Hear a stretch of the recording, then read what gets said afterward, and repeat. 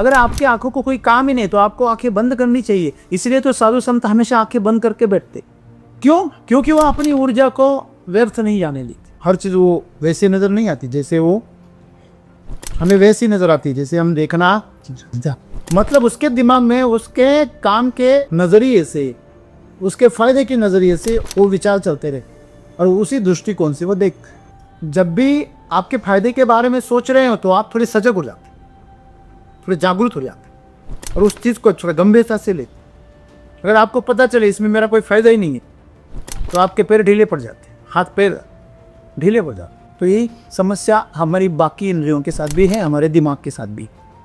अगर हमारे दिमाग को कोई स्टिमुलेशन है, कोई मोटिवेशन है, तो वो दिमाग तेजी से काम करता है कि हम जो दुनिया जैसी है वैसी देख नहीं पाते, क्योंकि हमारे अंदर अलग अलग क्या है, नजरिए। इसलिए हम जिस दुनिया को देख रहे हैं वो हमारी बनाई, वो असली दुनिया नहीं है। आम जब पहले हरा रहता है तो कैसे रहता है? खट्टा रहता है। फिर मीठा कब हो जाता है? पकने के बाद। आप उसके बारे में जब खट्टा खा रहे हो, उसके बारे में राय बना रहे हो कि आम तो खट्टा ही होता है, तो क्या बता रहे हैं? मैंने तो आम हमेशा खट्टा ही खाया है, क्योंकि उसने हरा खाया है, कच्चा खाया है। दूध का चला, छाछ भी फूक फूक कर पीता है। छाछ भी सामने आ गई, उसे उसमें से धुआं धुआं सा दिखता है, फिर मुंह जला दी तो उसे भी फूकता है। हम हंसते, कितना मूर्ख है। हम भी जीवन में यही करते। अमरावती में हम गए थे तो वहाँ एक पान की दुकान के आगे लिखा हुआ था, खुले में लिखा हुआ था, हम पूछ के चुना लगाते। मुझे तो बड़ा मजा आया उसके, मतलब वाह तो अभी लोग ऐसे भी हो गए, पूछ के चुना बजा रहे। तो सतगुरु यही कह रहे कि हमारा किसी के बारे में कोई राय ना बनाए। क्यों? क्योंकि ये जीवन बदलता है, हर पल बदल रहा है। कल जो चोर था वो आज सज्जन हो गया है, जो कल सज्जन था वो आज चोर है। सज्जन के अंदर में चोर छिपा है, चोर के अंदर सज्जन छिपा है।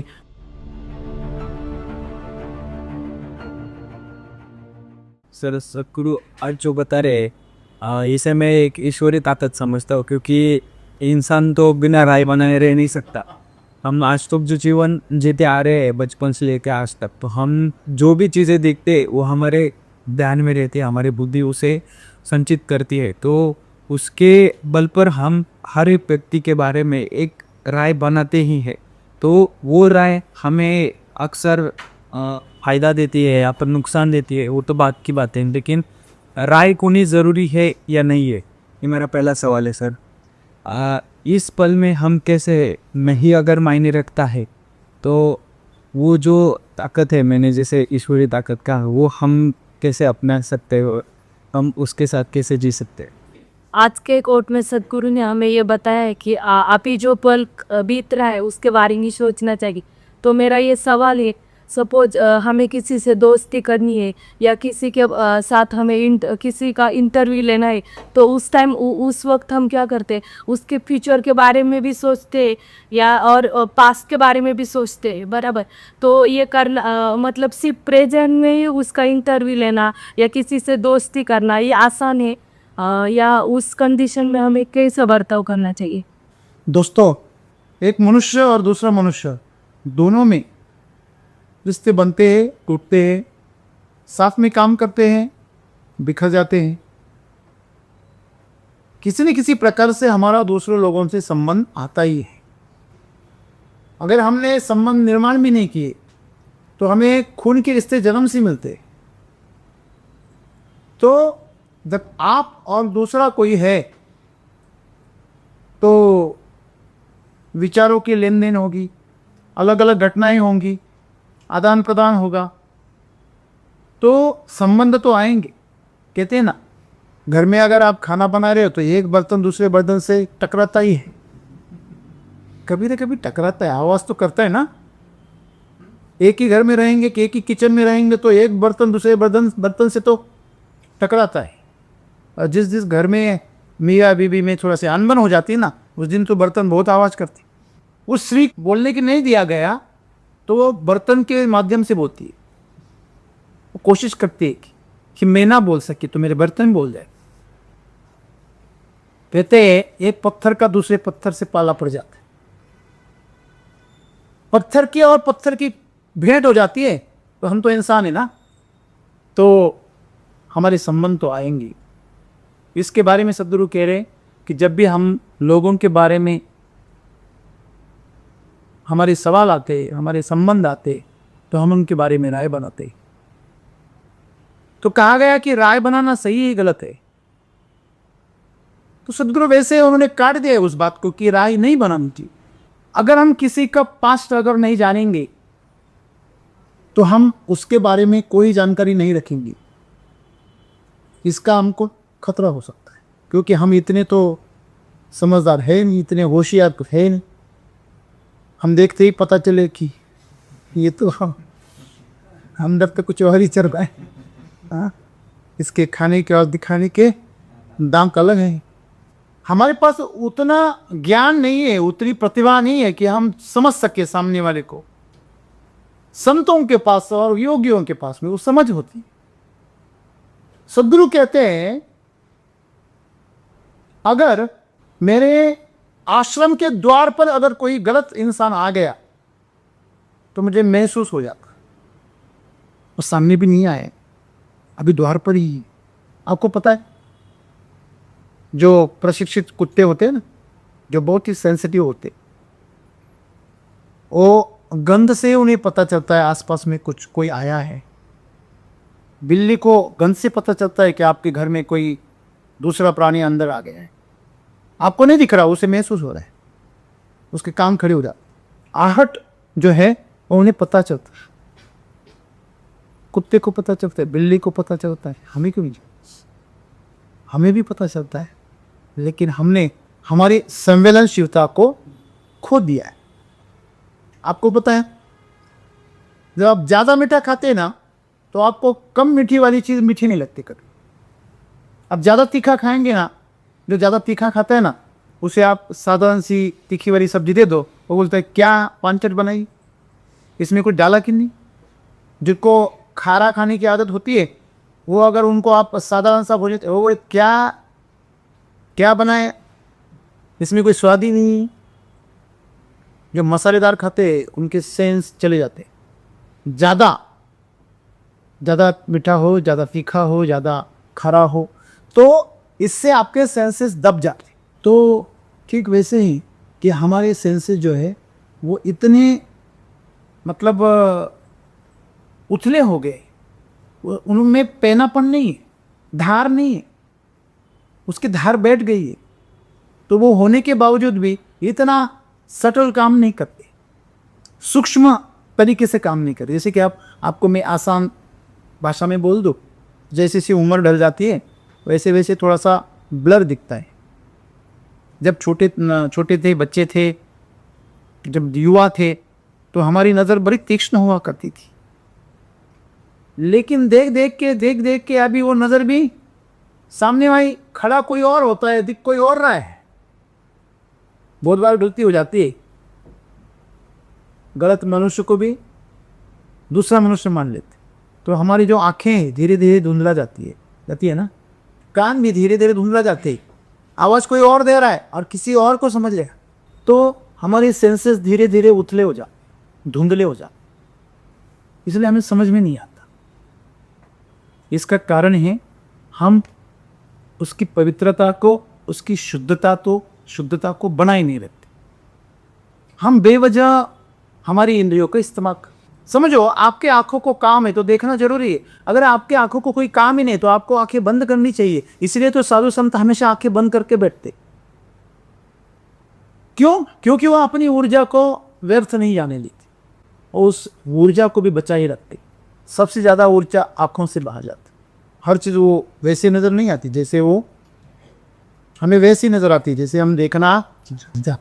मैं हमेशा बताता हूँ, अगर आपके घर में सुनार आ गया तो वो कपड़ों की तरफ नहीं दिखता, जूते की तरफ भी नहीं दिखता, वो सिर्फ आपके गहनों की तरफ दिखता है। असली पहने क्या नकली पे, कितनी तोले के होंगे, कितने पुराने होंगे, ये डिज़ाइन कौन सी है, क्या मैं इससे कुछ डिज़ाइन बना पाऊँ? उसके दिमाग में वही हो, उसी नज़रिए से देखता है। अगर कोई दर्जी है, टेलर है, वो अपने कपड़ों को देखेगा, ये रेडीमेड लिए दर्जी से सिलवाए, हाँ, बटन कहाँ से लिया? फैशनेबल दिख रहे, कपड़े तो फैशनेबल दिख रहे हैं, नया फैशन नहीं, कहाँ से लाए? मतलब उसके दिमाग में उसके काम के नज़रिए से, उसके फायदे के नज़रिए से वो विचार चलते रहे और उसी दृष्टिकोण से वो देख। जब भी हमारे अंदर स्वास्थ्य आ जाता है तो हमारी नज़र भटक जाता, वह दूषित हो गया। स्वार्थ जो है वो आपकी नज़रिए को, आपके विचारों को, आपकी सोच को, अपनी आचरण को, कृति को हर जगह पर वो प्रभावित कर देते। जब भी आपके फायदे के बारे में सोच रहे हो तो आप थोड़े सजग हो जाते, थोड़े जागरूक हो जाते और उस चीज़ को थोड़ा गंभीरता से लेते। अगर आपको पता चले इसमें मेरा कोई फ़ायदा ही नहीं है तो आपके पैर ढीले पड़ जाते, हाथ पैर ढीले पड़ जाते हैं ना। तो यही समस्या हमारी बाकी इंद्रियों के साथ भी है, हमारे दिमाग के साथ भी। अगर हमारे दिमाग को कोई स्टिमुलेशन है, कोई मोटिवेशन है, तो वो दिमाग तेज़ी से काम करता है। तो समस्या क्या है कि हम जो दुनिया जैसी है वैसी देख नहीं पाते, क्योंकि हमारे अंदर अलग अलग क्या है, नज़रिए। इसलिए हम जिस दुनिया को देख रहे हैं वो हमारी बनाई, वो असली दुनिया नहीं है। आप बोल रहे अरे सब लोग झूठे हैं, अरे यार लोग बहुत अच्छे हैं। आप महिलाओं को पूछिए, उनके मायके के हमेशा अच्छे ही रहते, और उसी के शौहर को पूछ, वो बोलता है मायके वाले बड़े बदमाश हो, लूटते रहते, हमेशा उनकी नज़र मेरे पैसे, मेरे जमाई के पास इतना पैसा है, थोड़ा कैसे लूट लेंगे। हाँ, इससे उल्टा भी होता है कभी कभी। नज़रिया होता है हर किसी का। कहते हैं अगर कोई शराबी किसी गांव में चला गया तो हर आदमी को शराबी की नज़र से देख, क्या ही पीता होगा, बराबर वो ठेले पे पहुंच जाता, उसे बताने की ज़रूरत नहीं पड़ती। वैसे कोई अगर धार्मिक बंदा है उसे मंदिर का पता चले जाता। सर आप अगर खुद माला पहने हो, तुलसी की माला, तो आपको माला वाला है वो ढूंढने के लिए क्या तकलीफ? राम कृष्ण हरि बोल दो, बस राम कृष्ण हरि बोल दिया, सामने से राम कृष्ण हरि आ गया, मतलब समझ लेना अपनी बिरादरी का है। हेलो। तो यह जो है हमारी राय जो है दुनिया के बारे में कैसी है, किसी के बारे में कैसी है, यह हमारे विचारों के ऊपर बनती है, ना कि वो वैसी होती है। आप उससे क्या पाना चाहते हो, इससे अपेक्षा है आपकी, आप उसकी तरफ से कुछ निकालना चाहते हो, आपके लिए कुछ फ़ायदा उठाना चाहते हो, तो आप उसी नज़र से देखते हैं। इसलिए आपकी राय कभी भी सही नहीं हो सकती। मैं बोल रहा हूँ आपका जो नज़रिया है उसके ऊपर प्रभाव डालता है। आपने कहा कि साधु संतों और ईश्वर जैसे लोगों को ये संभव है कि वह बिना राय बनाए लोगों के साथ रिश्ते बनाए। मुझे एक बात बताइए, आपने राय बना ली, हाँ इसका पूरा आपको इतिहास पता चल गया। आजकल लोग पूरा हिस्ट्री निकालते, पुराने लोग तो सिर्फ ग्रह निकालते थे। इसकी ग्रह स्थिति देखो, इसकी पत्रिका देखो, पत्रिका देखते थे, कुंडली मिलाते थे, और आजकल लोग उनकी क्या निकालते, हिस्ट्री। आपको पता है मेरे एक रिश्तेदार है, बड़ा पैसे वाला है और समझदार है, पढ़ा लिखा है, उसने अपनी बीवी के पीछे स्पाई भेज दी, जासूस। वो किससे मिलती, किसको क्या देती, मायके कितना पैसा पहुंचाती है, वगैरह वगैरह। चलिए मैं मान लेता हूं कि वो गलत भी हो सकती है, चलो इस दुनिया में कौन सही है सर? चांद पे भी दाग, दाग है, फिर भी हम यहां से उपग्रह भेज रहे, पहले से पता है उसमें दाग है, फिर भी उपग्रह यहां से भेज रहे, अभियान चला रहे, चला गया तो दाग तो है हर जगह। अभी ये भी एयरवन साइड चलाते हैं, दाग अच्छे। तो हमें समझना क्या है, हम उनकी हिस्ट्री निकालते, उसने उसकी हिस्ट्री निकाली। अभी जाहिर है आप हिस्ट्री निकालोगे तो हिस्ट्री में गंदगी ही निकलेगी, अच्छा क्या निकलेगा आपके जीवन में? आप मुझे बताइए, आप में से कौन है जो आपके हिस्ट्री में एक भी गलत बात नहीं है, जो जिसको पता चलने से आपकी नजर नीचे झुक जाता? क्या आपने ऐसा कुछ नहीं किया जिंदगी में? एक बार दो बार कोई चोरी की होगी, झूठ बोला होगा, किसी का नुकसान हुआ हुआ था, जाने अनजाने हुआ होगा, किसी को धोखा दिया होगा और नीति से कुछ किया होगा, थोड़ा 1 रुपए का तो किया होगा। हेलो, किसी को, मैं जब स्कूल में था, मतलब कॉलेज में था, तो एसटी से जो विद्यार्थी प्रवास करते हैं उनको साल में 2 बार वो कंसेशन मिलता है फेयर में, भाड़े भी। तो हाफ टिकट में आपको यात्रा करने का मौका मिलता है। तो आपको आपके मुख्याध्यापक से उसके ऊपर एग्रीमेंट लेना पड़ता था कि यार ये बच्चा मेरे पास इसको सीख रहा है और उसको ये छुट्टी है और जाना है घर पे, इतने से यहाँ तक उसको छुट्टी है। तो जाते वक्त आते वक्त वो दिखाएं तो हाफ टिकट मिल जाता था। वो मेरा जो प्रिंसिपल था वो मेरा रूममेट था और मुझे पता था वो, मैं अगर उससे अगर बोलूँ कि मेरे को साइन दे दो, वो नहीं देगा, क्योंकि मेरे घर जाने से वो मना करता था। मैं 1 महीने में 1 बार घर जाता था। मेरा खेती में इतना मन रमता था कि मैं स्कूल में कभी रमा ही नहीं, और वहाँ मुझे बोरियत लगता था, कोई सीखने को मिलता नहीं था। मुझे पता था जो स्टडी करना है वो तो मैं ही करूँगा, या तो कोई पढ़ाएगी नहीं। तो यहाँ मेरा जीवन बर्बाद हो रहा है, तो मैं जब भी मौका मिले गांव चला जाता था और वहाँ जाके खेती करता था। आपको पता नहीं होगा शायद, एक बार ऐसा हुआ, मैं झूठ के गांव चला आता था और गांव को बोल देता था छुट्टियाँ है, और 1 महीना गांव में रहता था, खेती करता था। एक बार तो ऐसा हुआ, वही मेरा रूममेट, वही प्राचार्य, उसने चिट्ठी लिख दी आपका, मेरे पिताजी को ऑफिशियली स्टैम्प मार के नीचे, आपका बच्चा इस साल एग्जाम में नहीं बैठ सकता। बोले क्यों?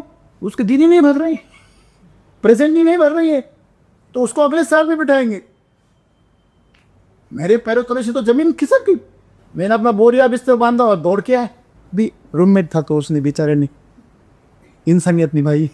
तो मैं उसके डुप्लीकेट साइन करता, वो भाड़े के टिकट के सर्टिफिकेट पे उसके वो फॉर्म आते हैं ना, उसके ऊपर में उसके सिग्नेचर उसको समझ में नहीं आती थी, इतनी में डिक्टो करता था।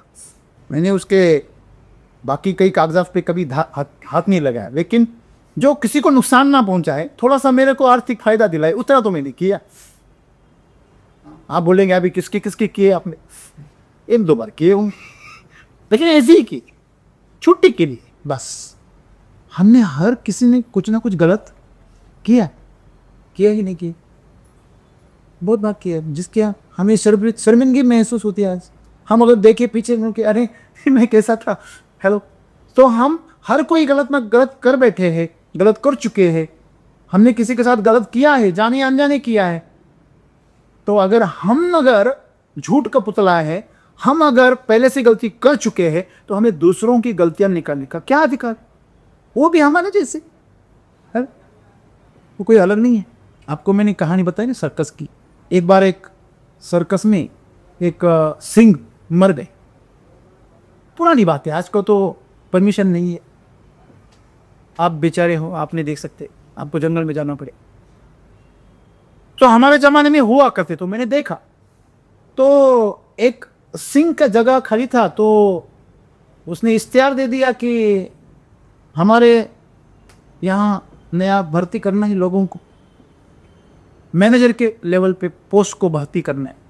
तो एक बंदा था, वो नौकरी नहीं मिल रही थी, बहुत परेशान हो गया। तो बहुत ज़रूरी थी, इतनी ज़रूरत थी कि अभी नई शादी हो गई और नए शहर में आ गया, गांव वालों ने भगा दिया क्योंकि लव मैरिज किया था, तो अभी पिछला रास्ता बंद है, तो यहाँ आ गया, नौकरी नहीं कुछ नहीं, तो क्या करेगी?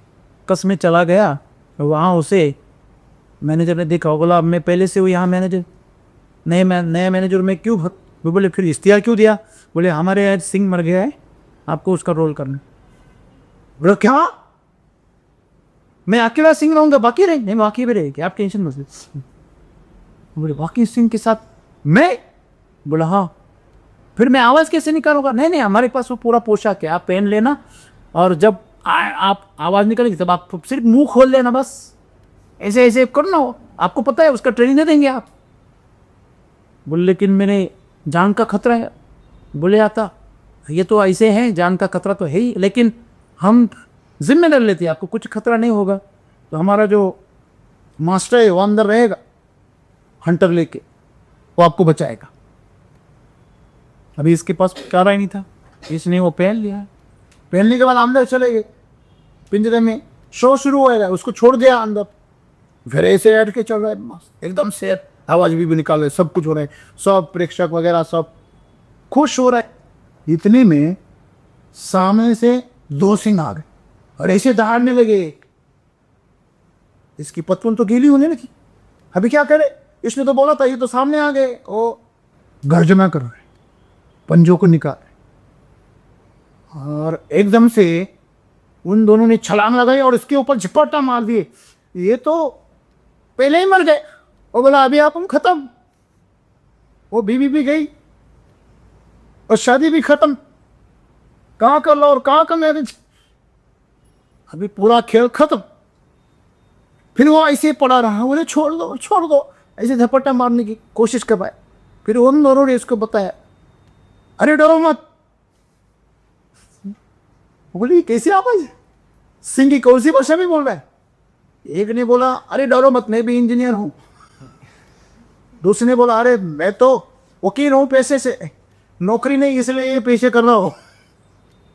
ऐसे ही सब ऐसे ही डुप्लीकेट काम कर, है ना।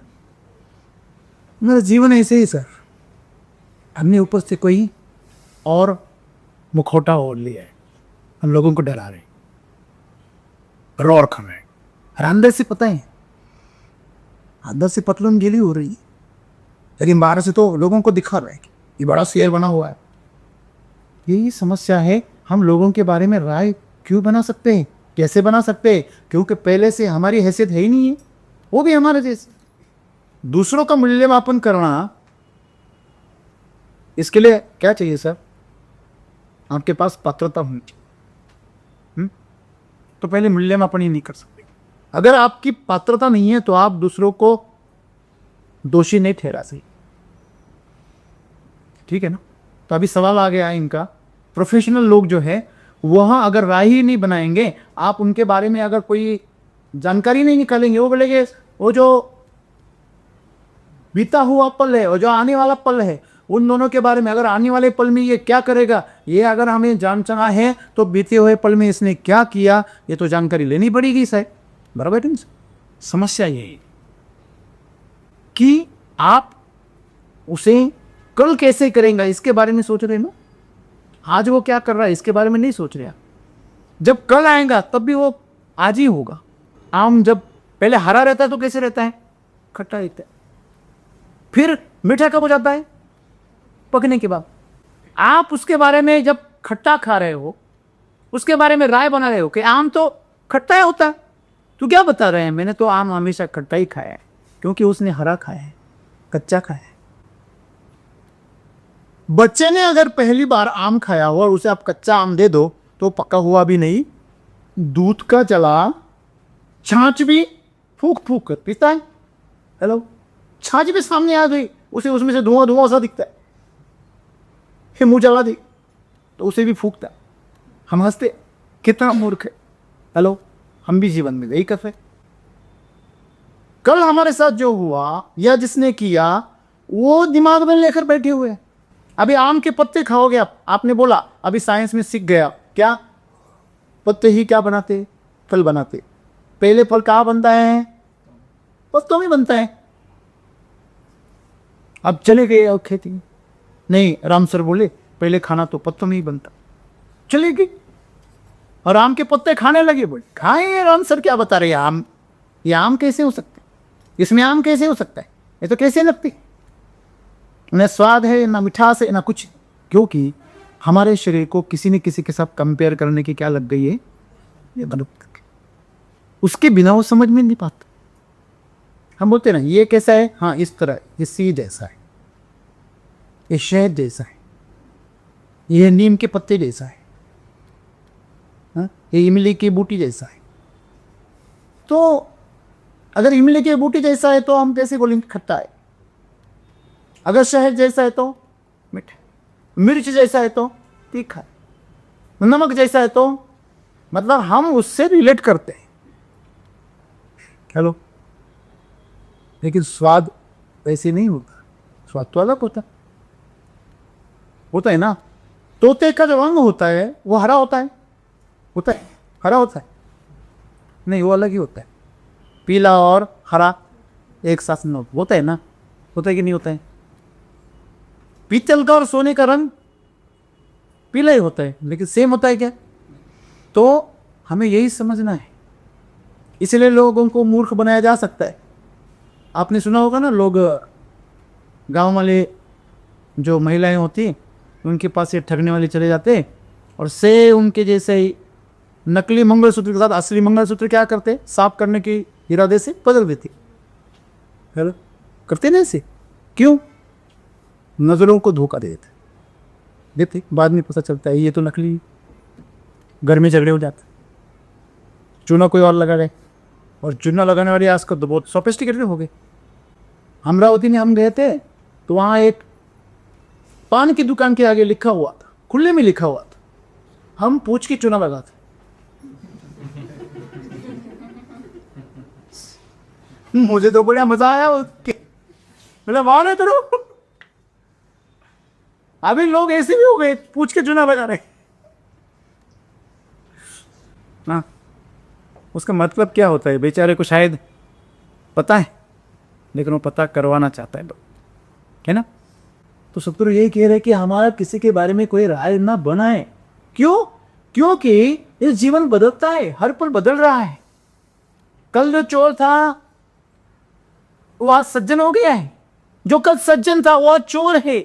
सज्जन के अंदर में चोर छिपा है, चोर के अंदर सज्जन छिपा है। तो आप कैसे पता चले आगे चलकर आपके साथ में क्या बर्ताव करेगी? पानी तेरा रंग कैसा, हमारे हर किसी के अंदर अच्छाइयाँ भी होती है, बुराइयाँ भी होती है। आप किसको पोषित कर रहे हो, बस इतनी सी बात।